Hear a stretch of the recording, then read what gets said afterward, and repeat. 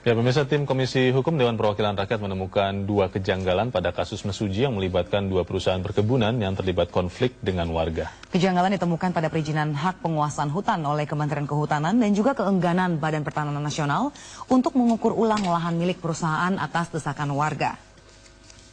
Pertemuan antara tim Komisi 3 DPR bersama Polri, pemerintah Provinsi Lampung, dan juga Badan Pertanahan ini berlangsung selama lebih dari 3 jam di Aula Markas Polda Lampung.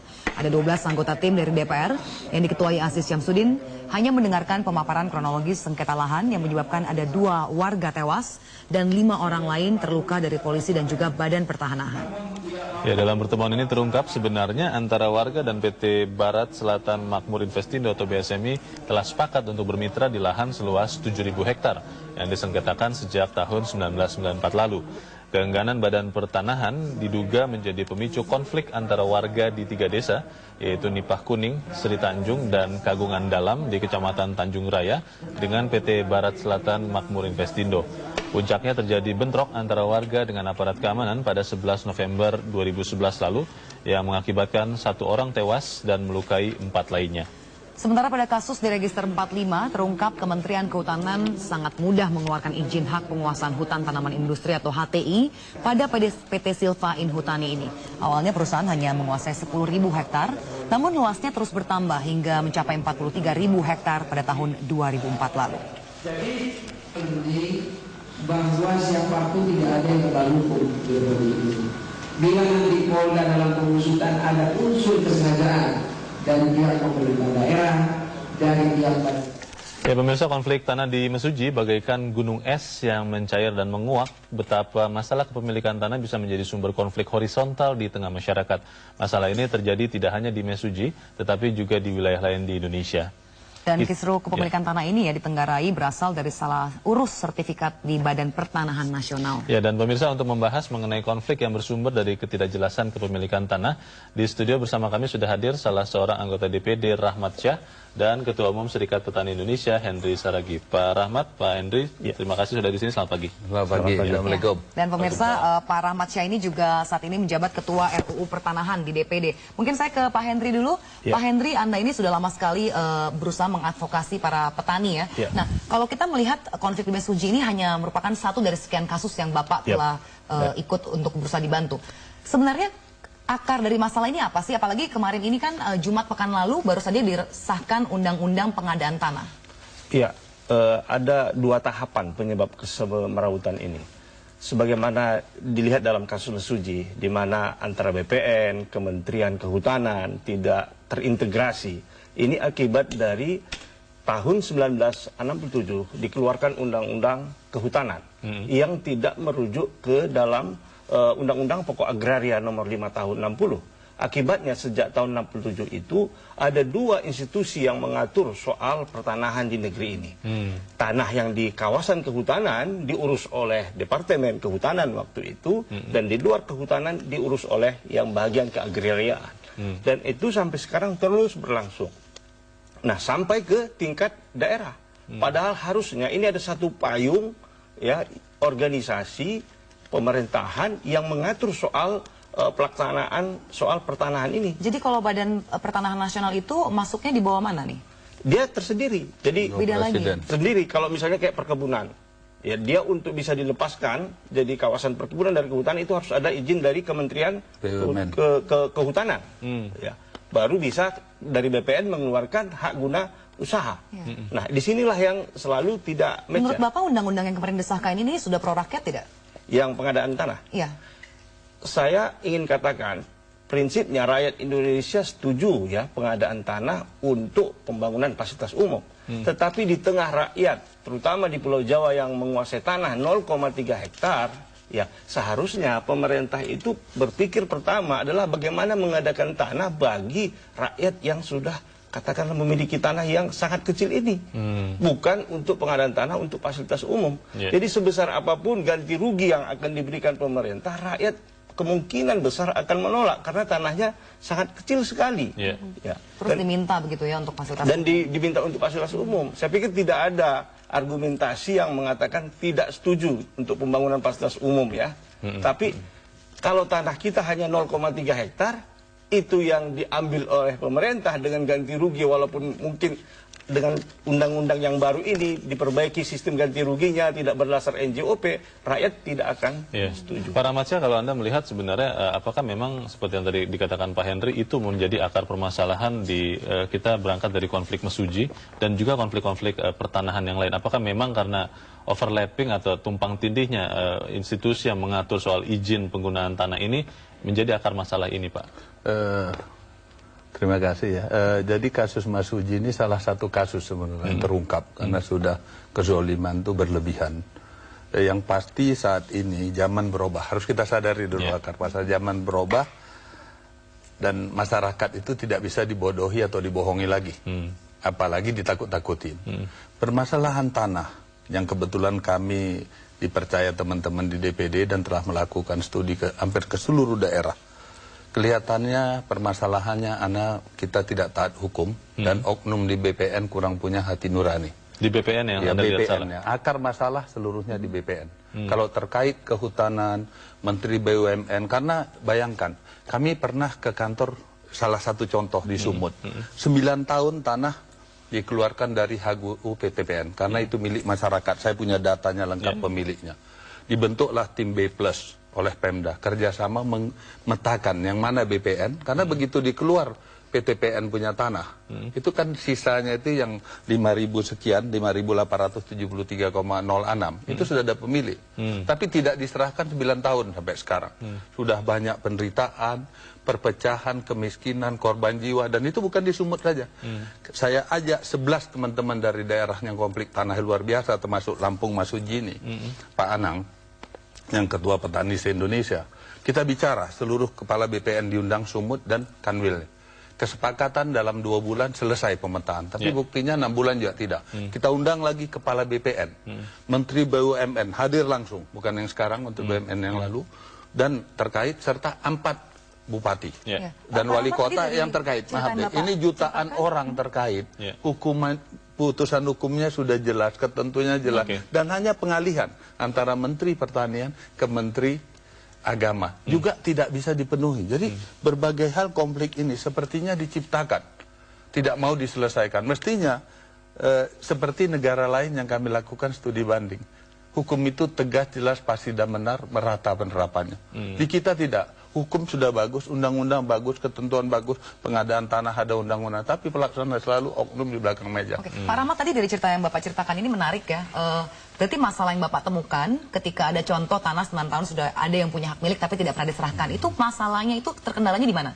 Terkendalanya di BPN, tidak pernah mau menyelesaikan gambar. Bahkan saya kasih contoh satu daerah yang bupatinya langsung menyampaikan ke Menteri BUMN, kami fasilitasi di DPD di Senayan, dan dari BPN hadir, bahwasanya sudah ada uang mereka 50 miliar, ingin membangun madrasah modern. Ini lengkap datanya, 100%. Sudah setuju semua, PTPN setuju, pas mau dibangun, BPN robah gambar dimasukkan itu ke PTPN. Itu belum ngeri lagi, Mbak Sheryl. Putusan Mahkamah Agung, saya ada puluhan. Putusan PK ada, tidak dipenuhi BPN. Kita nulis surat ke Presiden, saya sendiri. Presiden keluarkan surat melalui Menteri Sekretaris Negara untuk BPN mematuhin. Oknum kepala BPN-nya berbohong kepada Presiden, bilang masih ada masalah. Pak Rahmat. Saya menyontohkan yang mudah saja karena waktu kita di sini, dan saya pertanggungjawabkan apa yang saya sampaikan. Dan begitu saya membantu masyarakat banyak, saya dipersulit urusan saya pribadi. Pak Rahmat dan Pak Henry, kita harus tahan dulu perbincangan ini karena kita harus ikuti selingan dahulu, dan pemirsa tetaplah bersama kami, perbincangan ini akan kami lanjutkan sesaat lagi.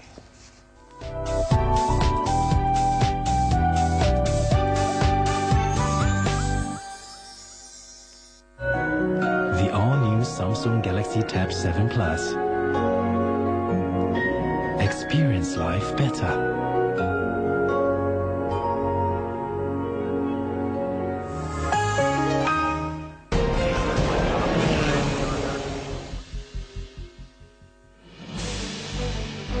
Mercedes-Benz Pertamina C-Class Touring Championship yang berlangsung sejak bulan Oktober 2010 di Sirkuit Internasional Sentul, Jawa Barat merupakan ajang balap profesional khusus sedan premium Mercedes-Benz C-Class yang diikuti lebih dari 30 pembalap nasional. Mercedes-Benz Pertamina C-Class Touring Championship diselenggarakan PT Mercedes-Benz Indonesia dan didukung oleh PT Pertamina melalui Pelumas Fastron dan Pertamax Racing sebagai penyedia pelumas dan bahan bakar khusus bagi para pembalap. Kami yang namanya mensponsori Mercy Indonesia dalam event ini adalah karena ada keunggulan, karena kami sebelumnya dapat yang namanya pengakuan dari Mercy Jerman sebagai atletnya. Jadi dengan dapatnya pengakuan itu, ya kami lebih percaya diri untuk memasarkan yang namanya pelumas Fastron adalah pelumas yang top tier, high class daripada semua pelumas yang ada di Indonesia.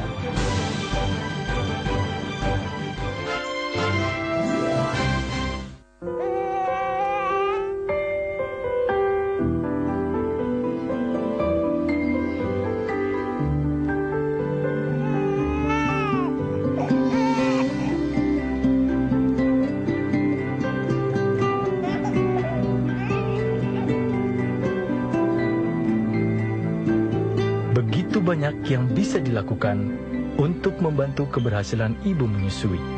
Mulailah dari sekarang.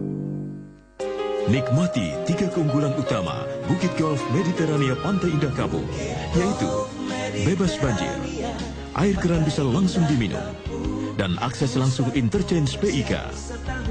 Persembahan eksklusif tipe Amarilis 15 kali 30 meter, 5 kamar tidur. Angsuran 65 juta rupiah per bulan. Bunga 0%.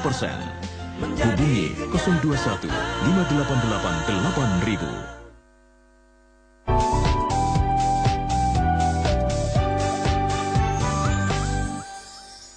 Ya, pemirsa, puluhan warga Aceh Singkil, Aceh menggelar aksi membakar 2 replika bendera negeri jiran Malaysia. Aksi mereka ini mereka lakukan karena selama 7 tahun terakhir bersengketa lahan dengan PT Nafasindo yang dikelola oleh Malaysia. Di sini menurut warga, ratusan hektar lahan yang semula dikelola oleh mereka setempat, ini kini diklaim menjadi hak milik PT Nafasindo. Aksi membakar 2 replika bendera Malaysia yang dilakukan pengunjuk rasa sempat membuat jalur utama yang menghubungkan ke pusat kota Singkil terhenti selama kurang lebih 1 jam. Pengunjuk rasa meminta pemerintah daerah provinsi dan juga pusat untuk lebih peka lagi dalam mencari jalan keluar atas sengketa lahan antara perusahaan dan juga masyarakat. Ya, pemirsa, aksi ini digelar sebagai solidaritas terhadap kasus mesuji yang juga terjadi akibat sengketa lahan. Jadi mulai terkuak ya, ternyata banyak sekali kasus sengketa lahan di seluruh Nusantara kita. Betul. Saya ingin ke Pak Henry, apakah Anda setuju dengan pendapat dari Pak Rahmat tadi yang mengatakan bahwa semua akar permasalahan soal tanah ini ada di Badan Pertanahan Nasional saja? Karena kalau kita melihat sebetulnya kan, kalau melihat struktur atau posisi BPN dengan kementerian-kementerian yang teknis yang mengatur apakah itu perkebunan atau BUMN atau energi mungkin, itu kan sebenarnya setara. Apa sebenarnya yang menjadi masalah? Kalau saya katakan ada 2 hal. Ya. Satu, secara prinsip kita memang masalah. Ya. Banyak undang-undang dan peraturan ini sudah keluar dari prinsip yang seharusnya konstitusi kita. Pasal 33 Undang-Undang 45. Ya, tanah itu dikuasai negara dan digunakan untuk sebesar-besarnya kemakmuran rakyat Indonesia. Dan Undang-Undang Pokok Agraria nomor 5 tahun 60. Ya, tanah itu berfungsi sosial. Tanah itu untuk rakyat. Hanya warga negara Indonesia yang boleh memilikinya. Jadi artinya sesungguhnya prinsip-prinsipnya sudah sangat jelas sekali. Tetapi peraturan-peraturan berikutnya ini bertentangan dengan Undang-Undang Pokok Agraria dan konstitusi kita. Karena itulah kita melakukan judicial review ya berkali-kali, termasuk Undang-Undang Penanaman Modal yang membolehkan HGU itu sampai 95 tahun ya. Dan kembali lagi ke Undang-Undang Pokok Agraria ya nomor 5 tahun 60 menjadi 35 tahun. Jadi menurut kita secara prinsip ini banyak yang peraturan-peraturan berikutnya itu dilaksanakan. Kemudian secara keorganisasian pelaksanaan ya tumpang tindih karena yang mengurus tanah ini menjadi 2 departemen, kehutanan ya dan Badan Pertanahan sendiri. Belum lagi birokrasi di dalam. Misalnya kasus yang di Sumatera Utara yang disampaikan Bapak ini ya, itu tanah PTPN. PTPN sesungguhnya kan dia pemilik HGU. Kalau tanah itu sudah habis masa HGU-nya dan menurut pemerintah hasil pengamatan bahwasanya rakyat membutuhkannya itu harusnya diserahkan kepada rakyat. Tetapi aturan di birokrasi pemerintah sendiri untuk pelepasan misalnya tanah ini untuk bisa didistribusikan kepada petani, dia harus ada lagi mekanismenya ke Departemen Keuangan. Karena dianggap aset negara. Aset negara dan sebagainya, itulah yang membuat lama. Ditambah dalam prakteknya banyaknya mafia-mafia ya yang berperan di sini ya. Belum lagi tanah itu didistribusikan kepada yang berhak menerimanya, sudah adalah pihak-pihak tertentu yang mau mengambil tanah ini. Dan perlu dicek tanah yang disebut Bapak ini tadi, itu sekarang bisa sudah jadi dimiliki sejumlah pengusaha real estate ataupun mafia-mafia tanah. Kalau Pak Rahmat, Anda juga sudah mengadakan studi banding ya ke beberapa negara. Nah ini sekarang persoalannya dari pihak pengusaha juga berkali-kali mereka mengajukan tolong dibantu infrastruktur karena selama ini proses pelepasan tanah sangat berlangsung dengan sulit. Sedangkan di lain pihak juga petani ini kan butuh makan. Mereka kalau tidak punya tanah tidak bisa hidup. Ini kalau di negara lain bagaimana mereka solusinya? Enggak, sama. Yaitu Malaysia, Turki, kami baru kembali ya studi banding. Itu tidak ada pernah masalah soal itu. Tapi yang diganti rugi harus mendapat hak yang sama, bukan ganti rugi. Artinya adil atau ganti untung atau adil. Itu sama, karena kepentingan jutaan orang harus berani kita memberi pengertian kepada 1 atau 2 atau 10 keluarga. Tapi mereka tidak dibunuh masa depannya atau tidak matikan kehidupan ke depannya, tapi diberi yang layak dan pantas serta mereka juga mendapat. Bahkan maksudnya bagaimana, relokasi atau bagaimana? Ada yang relokasi, ada yang dapat di pembangunan di sekitar situ karena pemerintah umumnya memiliki tanah. Ya, kalau seperti ini pernah tidak di lapangan dikasih relokasi, selain dikasih uang juga dikasih relokasi? Keadaannya jauh lebih parah. Pada zaman pemerintahan Soeharto justru dibilang ini tanah untuk pembangunan umum, untuk fasilitas umum. Toh akhirnya jadi perusahaan real estate di situ. Jadi lapangan golf. Di tengah rakyat mengolah tanah itu untuk sumber makanan, ya yang dia cuma punya ukuran 0,3 hektar. Orang membuat, pengusaha itu membuatnya jadi lapangan golf. Inilah yang terjadi. Jadi ketika memang benar-benar ada kepentingan umum sesungguhnya ya rakyat tidak percaya kepada pemerintah. Nah, jadi itulah yang saya katakan seharusnya pemerintah kita selesaikan dulu ini, tata dulu ini urusan tanah ini, ya. Bagikan tanah ini kepada petani, karena kepada rakyat di perkotaan maupun di pedesaan. Karena di kota ini sekarang kan juga orang tidak punya tanah dan sulit untuk dapat perumahan. Karena apa? Karena tanah ini sekarang sudah dikomersialisasikan, sudah jadikan barang spekulan. Perusahaan-perusahaan real estate, ya asal ada melihat tanah, dia coba beli dengan harga berapapun, karena dipastikan pasti harganya akan mahal. Jadi tidak ada lagi tanah-tanah yang kosong ataupun ya tanah ini menjadi barang spekulan. Jadi usulan Serikat Petani Indonesia, Anda sebagai ketua umumnya Pak Henry, apakah memang Indonesia harus sudah waktunya untuk melakukan reformasi pertanahan seperti yang tadi Anda usulkan begitu? Ini suatu keharusan, walaupun kita ini tahu ini sulit, seperti halnya memberantas korupsi itu sulit, ya dibentuklah KPK. Nah karenanya kita untuk urusan tanah ini juga dibentuk suatu badan yang super body yang seperti KPK ini mungkin lebih kuat, supaya ada suatu prinsip yang dijalankan, hukum yang dijalankan dan birokrasi yang memang terintegrasi dan disiplin. Sudah ada Badan Pertanahan Nasional, Pak. Apakah menjadi mubazir? Kalau saya berpikir, apakah tidak menjadi mubazir kalau membentuk lagi badan baru sementara yang ada ini tidak difungsikan dengan baik? Kenapa yang ada tidak direformasi? Kalau menurut saya Badan Pertanahan itu diperkuat. Dia justru mengatur yang lebih luas. Departemen Kehutanan dia tidak boleh mengatur soal kehutanan ini, tapi lebih pada menjalankan peraturan-peraturannya. Jadi peraturan-peraturan yang pertambangan, kehutanan, perumahan, semuanya itu di bawah satu badan pertanahan yang dikasih, katakanlah maupun fungsi yang lebih luas lagi. Jadi dia yang mengeluarkan peraturan dan mengawasi. Tidak sekarang.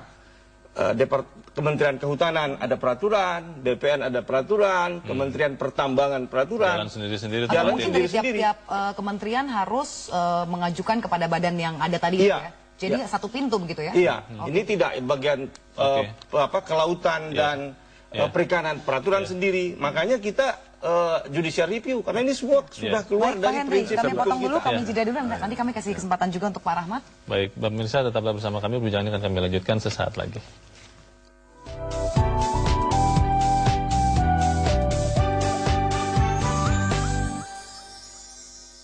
Bukan menghayal ini teh. Ya, sekarang mah udah ada asuransi buat kita semua. Dodo, jangan sembarang kok pilih asuransi buat keluarga. Asuransi MNC Life milik MNC Group. MNC kan grup besar. Papa memilih asuransi MNC Life dan yang terbaik untuk keluarga kita. MNC Group melalui MNC Life meningkatkan kesejahteraan masyarakat Indonesia dengan produk-produk asuransi terpercaya. Life is a choice. MNC Life. Ada keluhan apa? Nggak sakit, keberatan angkat galon. Itu mudah. EasyFill Water Dispenser dengan teknologi button loading. Isi ulang jadi lebih mudah. EasyFill Water Dispenser. Mudah tanpa beban. Seiring langkah membangun negeri, pengalaman telah kuatkan kami. Senantiasa membangun dengan hati dalam kebersamaan dan harmoni. Kebutuhan Anda, kekuatan kami. Keluarga tumbuh kokoh abadi. Kesetiaan kami dari hati. Agung Podomoro untuk harmoni.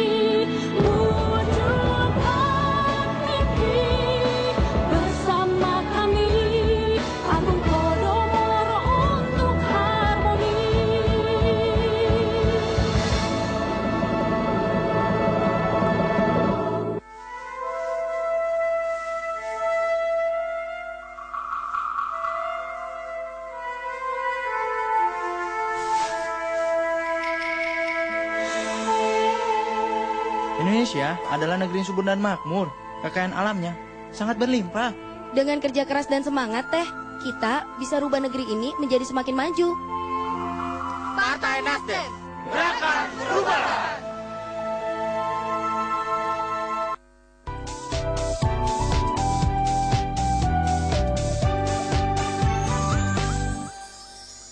Ya, pemirsa, perbincangan kami lanjutkan kembali. Saya ingin ke Pak Rahmat. Kalau tadi Pak Henry mengatakan harus ada semacam badan baru begitu ya, kalau tidak salah ya, atau penyempurnaan badan yang mengurusi masalah tanah ini.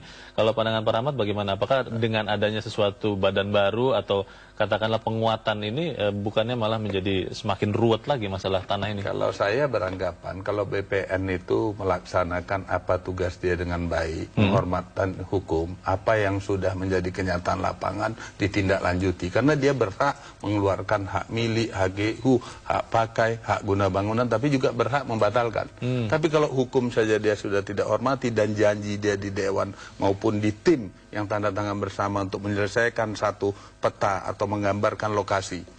Seperti tadi yang disampaikan, hal kami di Sumut salah satu. Juga ada lagi Sari Rejo yang Auri. Itu masyarakat 3.000 lebih di sini sudah turun-temurun. Untuk developer dikeluarkan, tapi untuk masyarakat tidak. Tanah PTPN tadi yang juga disampaikan, itu 4 kabupaten kota. Perlu untuk universitas, pengembangan kota, rumah sakit, dan lain-lain. Jelas dikeluarkan dari HGU PTPN. Udah dikeluarkan 9 tahun. Tapi yang dikeluarkan ini sudah diambil banyak pihak. Jadi dan menurut developer, Pak Rahmat masalahnya adalah tidak menghormati keputusan dari hukum dan tidak hukum. melaksanakan tugas. Kalau persentasenya di mana-mana sangat bagus, hingga orang tidak yakin lagi BPN itu bisa ditindak karena di back oleh orang tertentu yang punya kekuatan di Republik ini.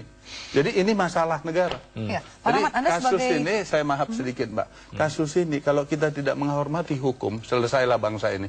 Dan kalau hukum itu berpihak, bahkan tempat ibadah tengah malam jam 12 bisa diratakan dengan tanah. Ini di mana nih Pak? Di Medan. Di Medan ya? Dengan peralatan TNI, maaf, diratakan dengan tanah tengah malam. Apa diratakan dengan tanah? Untuk developer, membangun perumahan. Oke, baik. Nah, sekarang sudah ribut masyarakat, sudah apa, baru mau dibangun kembali, baru mau diganti. Apa begini? Saya kembali ke rancangan undang-undang yang sedang Bapak usahakan ya, Bapak sebagai ketuanya untuk undang-undang pertanahan ini. Sebenarnya tadi kan Pak Henry juga bilang sudah ada undang-undang agraria tahun 1960, juga ada undang-undang kehutanan tahun 1967. Nah, ini saja prinsipnya masih berbeda. Lalu tujuan dari RUU pertanahan ini apakah nanti akan merangkul supaya ada yang sejalan antara kedua undang-undang dan mungkin masih banyak lagi perpres-perpres lain yang saling bertolak belakang atau bagaimana? Tujuannya apa nih dari undang-undang pertanahan? Menyempurnakan yang belum sempurna dan sesuai kenyataan yang kita hadapi di lapangan selama ini. Jadi bisa terlaksana dengan baik. Untuk apa undang-undang, ketentuan yang baik, aturan yang baik, kalau tidak dilaksanakan dengan baik? Kita kunci di beberapa hal untuk menjadi kenyataan apa sebenarnya keluhan masyarakat, apa kebutuhan hukum adat dan sebagainya. Sekarang itu semua terpinggirkan.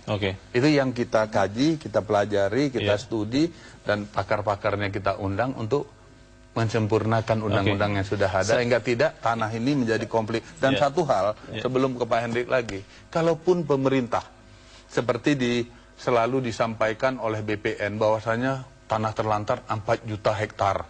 Kemarin kami ada pertemuan di Kehutanan, Menteri Pertanian mengklaim saya hanya mohon 1 juta hektar untuk mengentas kemiskinan masyarakat 500 sampai 1 juta kakak. Ternyata tidak ada. Sekarang yang kita bicarakan konflik, penderitaan, perpecahan, korban jiwa ratusan ini hanya lebih kurang 50 hektar, tidak sampai seluruh Indonesia. Kita kasih kesempatan Pak Hendrik. Sedikit aja Mbak, kalau boleh itu diserahkan pemerintah tidak akan miskin dan tidak ada konflik. Ukuran negara adalah penyelesaian terhadap pertanahan. Jangan beda hukum itu ke bagaimana Pak Hendrik? Ya, karena itulah hampir semua negara yang disebut-sebut maju sekarang, baik Jepang, Korea Selatan, itu sebelum dia melakukan modernisasi ekonominya, dia melakukan penataan terhadap pertanahannya, melakukan reforma agraria, yang memastikan tanah-tanah ini fungsi sosialnya apa, fungsi-fungsi yang lainnya bagaimana diatur. Nah, karena itu kita tidak setuju sekarang ini dengan buru-buru diajukan lagi rancangan undang-undang pertanahan. Evaluasi lagi semua undang-undang ini, karena menurut kita banyak yang bertentangan dengan konstitusi kita dan juga Undang-Undang Pokok Agraria Nomor 5 Tahun 60. Undang-Undang Sumber Daya Air tahun 2004. Bagaimana di situ jelas-jelas merupakan sumber mata air kehidupan untuk orang di situ, baik untuk persawahan, air minum, dengan gampangnya dibangun ya untuk perusahaan air minum. Kasus di Padarincang, ya, Banten kita lihat, dan di Jawa Tengah. Jadi karena itu menurut kita undang-undang ini, karena ada 2 periode ini, seharus kesemrautan undang-undang ini. Tahun 67 mulai keluar undang-undang pokok kehutanan, ya, ini era baru, orde baru Rezim Soeharto, era reformasi pasca Indonesia menandatangani letter of intent IMF dengan Indonesia tahun 97, Pak Soeharto juga, itu banyak peraturan. Ratusan sekarang undang-undang yang antri di DPR, ya, yang kurang lebih ada hubungannya dengan tanah. Tapi bukankah dengan adanya undang-undang pertanahan ini, kalau ini logika saya sebagai orang awam, bukankah dia akan menjadi sarana untuk mengharmonisasi undang-undang yang saling tumpang tindih ini? Tidak ada misi itu Pak di situ? Saya bilang makanya harus didudukkan lagi prinsip arah pembangunan ini mau bagaimana. Mau melenceng keluar dari konstitusi kita, Undang-Undang 45, ya, pasal 33 45 3 itu, ataukah mau arah kemana? Karena sesungguhnya setelah kita menandatangani letter of intent dengan IMF itu, arah pembangunan Indonesia ini sudah keluar dari konstitusi Indonesia. Sudah tidak lagi tanah itu berfungsi sosial, tanah itu jadi barang spekulan, komersial. Tanah itu milik privatisasi, ya, tanah itu diam-diam untuk milik asing. Baik Pak Rahmat, ini kan juga masih berjalan ya, dan rencananya Januari ya tengahnya untuk ketok palu untuk undang-undang pertanahan. Nah, sepertinya dari Serikat Himpunan Petani ini kan masih ada yang ingin disampaikan. Apakah juga akan diberi kesempatan mungkin dalam forum DPD nanti? Semua kita tampung Mbak, jadi dari semua daerah masukan melalui DPD yang tiap daerah itu 4 orang, diambil, dikutip, didengar, dibikin pertemuan di universitas dari berbagai kalangan, masukan-masukan ini yang kita nanti untuk harmonisasi tadi dan menyesuaikan dengan keadaan kita. Tapi kembali lagi, kasus yang ada apa yang disampaikan tadi oleh Pak Saragi dan kita ketahui semua, di tiap daerah ada, itu aja bisa kita selesaikan dulu oleh pemerintah saat ini. Itu sudah top. Karena tidak miskin negara ini, tidak melarat bangsa ini. Inilah salah satu mengatasi kemiskinan, penderitaan, perpecahan, dan juga korban jiwa sia-sia. Berapa ratus sudah korban jiwa. Kenapa kita nggak tanggap? Saya mengharap, kemarin saya lihat ada Tanitek di salah satu TV, yaitu Presiden meminta prioritas konflik pertanahan di Indonesia. Mudah-mudahan apa yang dikatakan Presiden ini dipenuhi oleh BPN dan instansi terkait. Sama dengan pidato Presiden waktu ulang tahun agraria di Bogor. Sama juga. Yang sudah punya kekuatan hukum tetap, putusan MA atau PK harus dilaksanakan. Hingga kepercayaan hukum masyarakat akan apa. Ini juga kalau dilihat undang-undang ini yang disampaikan Pak Hendrik dan kita tahu semua. Jelas di sini dengan tuntutan yaitu para petani, Undang-Undang Pokok Agraria nomor 560, bahwasanya ini saya pikir udah ulang-ulang ya, bumi dan air dan kekayaan alam yang terkandung di dalamnya dikuasai oleh negara dan dipergunakan sebesar-besarnya untuk kemakmuran rakyat. Saya hanya mengulang, ini udah disampaikan puluhan kali, dan negara telah menjamin untuk memberi perlindungan hukum bagi hak milik setiap warga negara tanpa kecuali.